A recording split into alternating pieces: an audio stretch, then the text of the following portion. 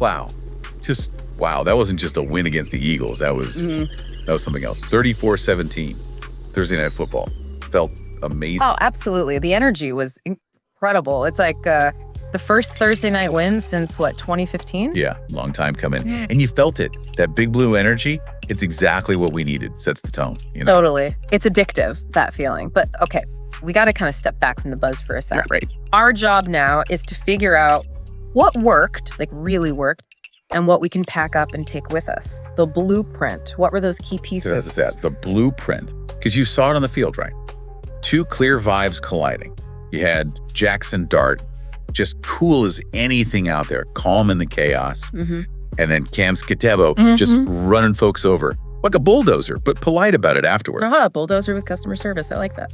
But the whole feeling, it shifted early, didn't it? Flott's pick. It did. That play was huge. But the stat that really tells the story beyond the score, third downs, 73.3%, 11 of 15. I mean, that's not luck. That's prep. That's synergy between the coaches and the QB. Elite stuff. Okay, let's dig into that early part then, because the opening drives, we are hot right now. 3 straight games, punching it in on the first possession. How are they coming out so sharp? Well, it's not just the script, right? It's the execution within the script. Think about that first drive against Philly. Yeah. That third and forever conversion. They didn't play it safe. They took the shot, that dime downfield to Humphrey. That kept everything alive. Right, sets the tone immediately. Confidence, aggression. Exactly. And then the defense answers right back. Flott going up high, snagging that interception. Man, his instincts, the finish. Oh, I know. I swear you could feel the stadium tilt Big Blue right then. It wasn't just happy. It was like, okay, this is our house now. Yeah, it absolutely backed up what the offense did, but sustaining it, that came down to the guy under center. Talk about him, Jackson Dart. His line was just, phenomenal again. 17 of 25, 195 yards through the air. And then for the third week running, over 50 yards rushing and a TD on the ground. That running ability, it changes the math for defenses, doesn't it? But how does that translate to those clutch moments? The money downs. As the key part. 6 of 8 passing for 91 yards when it mattered most. Plus the scrambles, 4 for 28 and the touchdown. That's poise. It is, and it goes beyond just athleticism. We're talking pre-snap mastery. That's the leap he's taken. Okay, break that down. What does that look like? Well, you see him using the hard count, right? He's not just doing it randomly. He's trying to get tells. Is it a blitz? Are they trying to disguise coverage? He's figuring that out before the snap. So he's diagnosing it early, making adjustments. Precisely. Identifying where the pressure might come from, maybe sliding the protection. Then post-snap, he's calm. He feels the rush, might drift a little, resets his feet, bang, delivers the ball. That's huge growth. Yeah. Huge. Undeniable. Fewer sacks where he's just blindsided, making smarter decisions when he does take off. Mostly smarter slides anyway. Still gives you a little heart flutter sometimes. Yeah, it keeps it interesting. I heard that line, he pump faked me into paying my parking tickets. Yeah. That kind of sums up the confidence, right? That's it. That subtle command. And when your QB has that, it allows the whole identity of the offense to really lock in. You're just downhill power running, physicality. Enter Cam Skattebo, the finisher. Exactly right. 19 carries, 98 yards, 3 touchdowns. And here's the kicker. 0. Negative. Runs. Wow. Nothing cute, nothing sideways, just pure downhill hard yards, all calories, like we said. That's the identity. You saw it closing the game out too. Right. That final drive before the kneel downs, 5 carries, 44 yards, just imposing our will. It's not just a play call anymore. It's a mentality. Power I formation, duo blocking scheme. Yeah. Basically saying, we're running here, stop us. Right into their soul. Pretty much. And you just can't talk about that without shouting out the big guys up front. The offensive line. Yeah. Andrew Thomas. Man, he looked every bit the All-Pro again. Just clean. But the scheme was working too. That down block, ISO combo. Explain that for folks listening. Down block ISO. What's happening there? Okay, so real simple. Down block means the lineman blocks the defender inside towards the center, seals him off. Gotcha. Then ISO isolation means you get a lead blocker, usually a fullback, coming straight downhill to hit or isolate a linebacker. Here we saw Bellinger doing that fullback role sometime. Oh, okay. Creates a clear lane. Creates a lane by basically winning one-on-one matchups. Your big guys beat their big guys. Simple, violent, and when it works, Skattebo hitting the line moving forward, not dancing. And our guys were winning those battles. They were definitely committed. Love that quote about Skattebo running through Reed. Oh, yeah. Checked his Yelp review mid-goal line, 5 stars. Wood truck again. That's the attitude. That's the attitude. And that physical edge, that's what opens up everything else. Which brings us to the pass catchers, kind of the hidden edges in this win. All right. Roles seem to be getting clearer there, right? Yeah, I think so. Definitely settling in. Wan'Dale Robinson, he's the YAC juice. Got to get the ball in his hands in space. 6 catches, 7 targets, 84 yards. Yeah. And that touchdown was all YAC. It was. And crucially, it came on a play concept they'd struggled with before. That shows learning, growth. Like, they answered the midterm. All right. Progress. Then you got Lil'Jordan Humphreys. He's emerging as that reliable, bigger body, the contested catch guy downfield. A safety valve for Dart.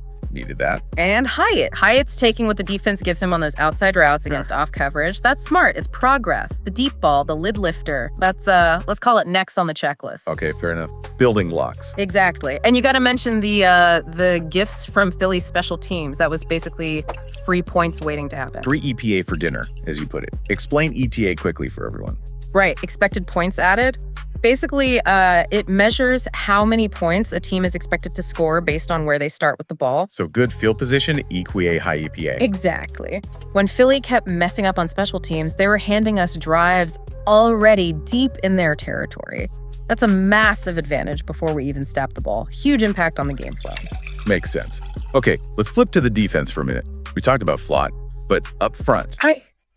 Pass protection first, actually. It held up, right? Especially when it counted. It really did. The few sacks we saw, mostly Dart scrambling, extending the play, not necessarily the protection, just breaking down immediately. That's a big difference. And they did it with a backup center handling calls for a lot of the game, too. That's huge for stability. Phenomenal sign. That feeds right back into the third down success we talked about earlier. On the D-line itself, you saw splash plays, Brian Burns especially. Yeah, getting pressure off those stunts and games. Yeah. Timely sacks. Definitely. And Kayvon Thibodeau looked really solid against the run, setting that edge, playing his fits. Dependable. Good stuff. But like you said, no win is perfect. Every deep dive needs the fix-it list. What needs tightening up based on this game? Yeah, looking closely, it's mostly in coverage, second level. Those tight end seams and hitches finding soft spots over the middle. Okay. We saw Philly hit a few of those. They did. Kept some drives alive. It's often low-risk throws for the offense, easy completions. Got to close those windows down. Is that about the scheme or guys just not being in the right spot? Looks more like refinement, maybe linebacker depth, making sure they're not too deep or too flat-footed, and just tightening up the match rules and those zone concepts. So understanding who has responsibility for the guys settling in that intermediate zone. Exactly, because if you let tight ends get comfortable there, especially against a team with a really good one, that can kill you slowly. Dictate the whole game. It's a small detail now, but vital down the stretch. Gotcha. A key refinement needed. All right, so wrapping this all together, we've got Dart's pre-snap reads, his legs. We've got the downhill power with Skattebo. Defined roles for receivers. Clutch execution. What's the summary? What's the blueprint we take forward? I think it's pretty clear now, and the best part is it feels like it can travel. It's QB legs creating options and efficiency, combined with that absolute commitment to the power run game. Yep. And then using the YAC guys like Wan'Dale underneath to control the sticks. That's the formula. QB legs plus downhill power plus YAC slot. Feels sustainable. Feels like us. Okay, quick stock check before we wrap. Let's do it. Stop definitely UP Jackson Dart. Obviously, the poise is real. Cam Skattebo, the finisher. Andrew Thomas back to being a rock. Wan'Dale bringing that juice. And got to give it to Flott for that huge INT. Agreed on all counts. Steady. Stock steady.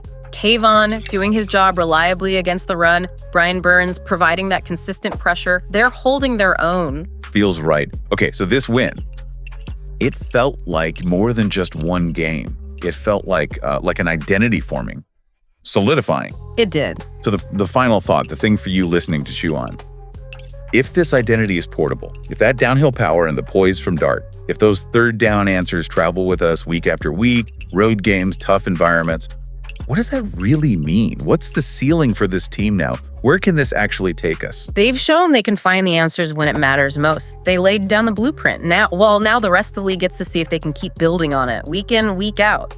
Just wanted to say a massive thank you for tuning in to Big Blue Tea. Absolutely. And, a huge shout out always to Black Freezy TV. Oh, For definitely. the fantastic programming, the production, everything that makes this possible. Yep. Their work behind the scenes is just Really appreciated. It really is. This has been Big Blue Tea.